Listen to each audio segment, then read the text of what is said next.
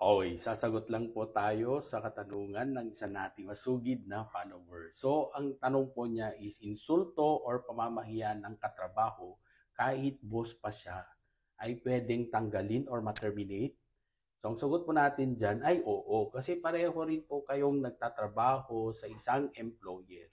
So, according to the decision of the Supreme Court under GR number 187-200 dated May 2, 2010, serious insult or unbearable treatment which force you to resign or quit is constructive dismissal.